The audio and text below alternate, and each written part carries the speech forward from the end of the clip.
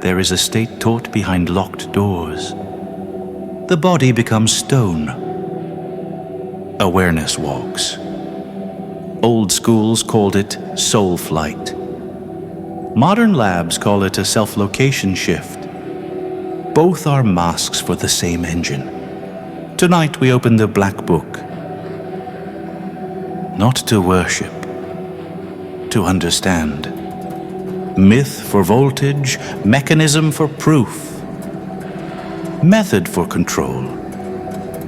You will learn the circle and the seal. How to meet the presence at the threshold without breaking. How to return on command. How to ride the drift when you choose. Astral projection isn't a passport. It's a perspective hack. And if you already feel the air change around your skin, good. You're close to the door. It is not a guaranteed tour of heaven, not a cosmic boarding pass, not proof of the afterlife on demand. The real line of work is simpler and stranger. An altered map of where you are, a shift in ownership and place. A trick of the projector, not a break in the screen. Here's the part the better orders whisper. Use mythic language if it sharpens the blade, but never kneel to it. Call the presence a spirit if you must, then bind it to questions. Name, function, test. The circle is not theater. It's boundary conditions. The seal is not superstition. It's attention locked to a task. The guardian at the door. Your rule that nothing enters without a purpose you chose beforehand. Treat the state as a chamber under oath. No bargains mid-storm. No obedience to flattery. No proclamations taken as law. Astral projection is not a place you go. It's a stance you take. A precise corruption of the body map. When you understand that, the legends start working for you. Instead of on you, before there were temples, there were caves. Before doctrine, a drum. A steady 3 to 4 beat. Darkness. A face turned inward like a mirror. Shamans called it soul flight. Not tourism, utility. Find the lost child. Lift the sickness. Bring back a name. Method, not myth. Mask the senses. Fix the rhythm. State your task. As you picture that circle of fire, you may notice the mind already leaning forward. Good. That lean is the doorway. Across the centuries, the costume changed, the engine did not. You were taught to build the body of light, to banish, draw the circle tight, to travel, step from symbol to symbol, to return, close the book in reverse. These weren't theatrics. They were constraints. Boundary conditions that keep the state from eating you alive. Enter clean. Do the work. Leave no residue. Now the mask turns again. This is the forbidden part the public never hears. The astral is not a place. It's a discipline. Orders taught it like surgery. Sterilize the field. State the purpose, track the outcome. Write this down. 3 rules that survive every lineage. Name the road. Where are you going tonight? The tree, the tower, the mirror lake. One path only. Name the guide. A guardian? A sigil? A star. Chosen beforehand, not conjured on the fly. Name the proof. A token to fetch. An answer to retrieve. A change to make in waking life. As you imagine laying those 3 names like seals on the threshold, you may already feel the noise drop. That is the point. Noise is how you get lost. Names are how you come back. Shamanic soul flight gave us the drum. Golden dawn gave us the grammar. Chaos magic gave us the audit. All together they say the same simple, dangerous thing. Use the myth to focus, not to kneel. Use the ritual to steer, not to impress. Use the record to cut through your own certainty. In a moment, we open the machine and show you how the map inside your skull moves the you outside your skin. Keep watching. The next door is the first one the old orders always locked. The astral is not fantasy. It is a real state, but its shape bends to the fire you bring into it. Panic. And the threshold fills with demons. Calm your breath, and the circle opens into lightness, flight, release. This is the old occult law. The temple reflects the priest. Neuroscience whispers the same thing. When arousal surges, the brain paints the dark with predators. When you soften the breath, the map redraws itself, smooth, spacious. One body, 2 outcomes. Fear becomes a haunting. Calm becomes projection. That's the secret the grimoires never told you outright. The gate doesn't answer to angels or demons. It answers to state, to the ritual of breath, to the story you choose as you cross the threshold. Astral projection is not a lie. It is a stance, a way of steering the projector.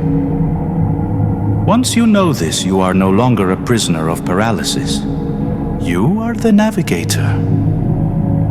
There are many doors, but all of them open the same way. By loosening the anchor of the body map.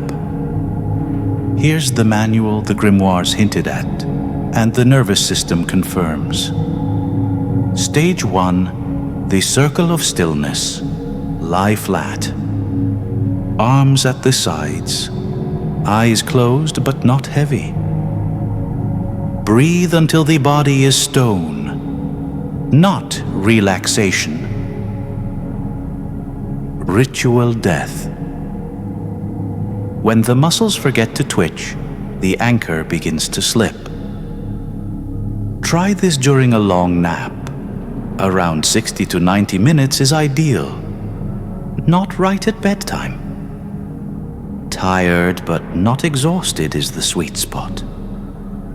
As you slip, keep a small thought alive. A memory, an image, or a word of intent. That thread keeps awareness as the body falls asleep. Stage 2.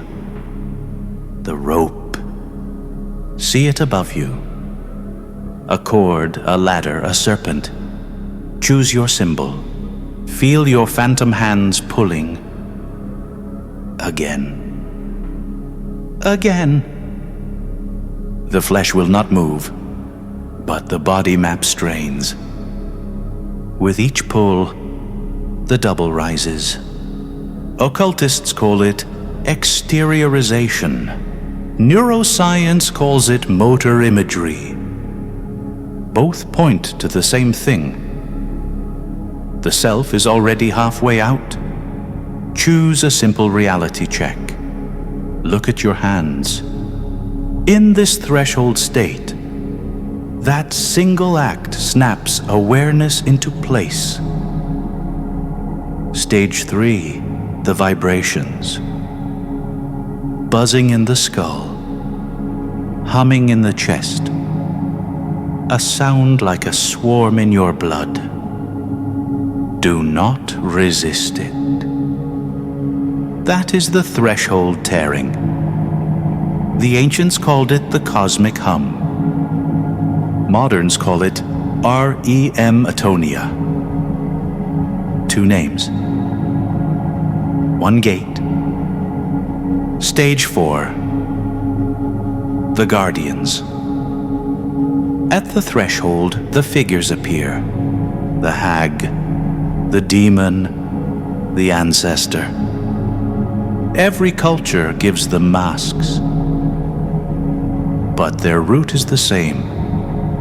Arousal painted as presence. Here is the law. What is unnamed enslaves. What is named is bound.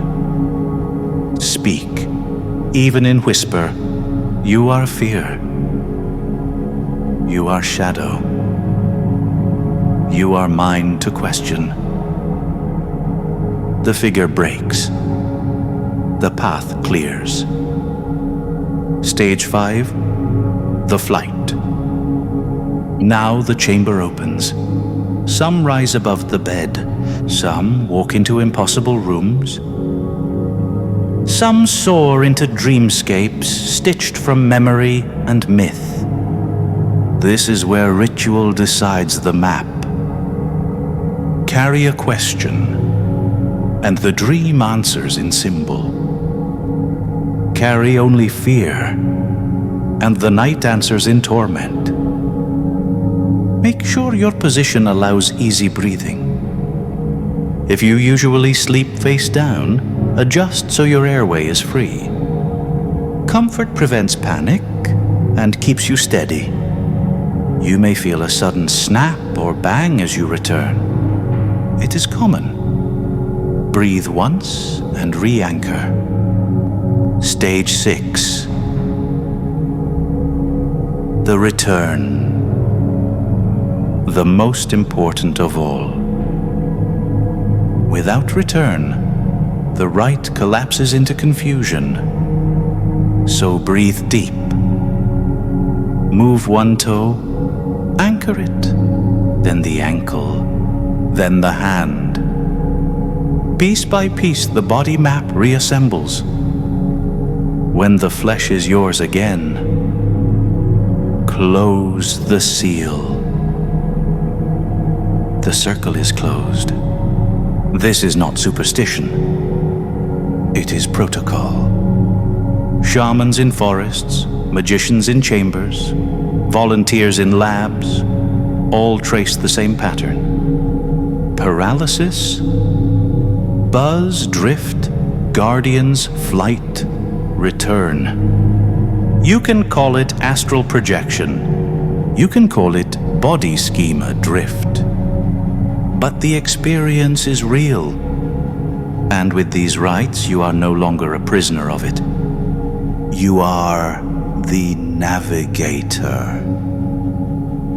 Astral projection is not escape. It is confrontation. A rehearsal for death and a rehearsal for freedom. Every time you leave the body, you are practicing the oldest initiation. The shamans called it soul flight. The mystics called it ascent. Modern science calls it a glitch in the body map. But the name doesn't matter. What matters is that you crossed. And the crossing is never neutral. It will mirror you. If you enter with fear, the gatekeeper will come with claws. If you enter with clarity, the path will open as sky. The astral is not a place. It is a mirror sharpened into a blade. So here's the charge. The next time you wake into stillness, eyes open, body bound, don't panic. Breathe. Name the state. Choose the path. Anchor with a phrase that belongs only to you, a line that marks you as sovereign. Because the astral isn't given. It's taken. It isn't safe. It's earned. And if you walk it well, you won't just drift through shadows. You'll return carrying something real. A vision. A symbol. A fragment of the unknown carved into memory.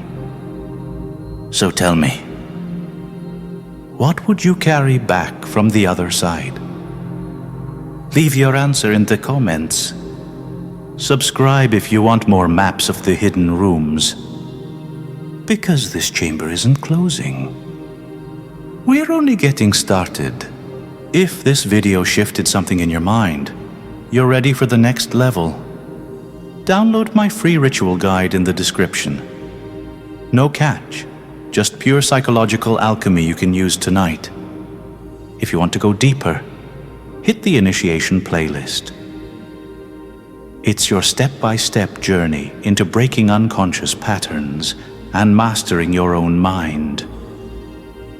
Both links are waiting below. Your transformation starts now. Until next time.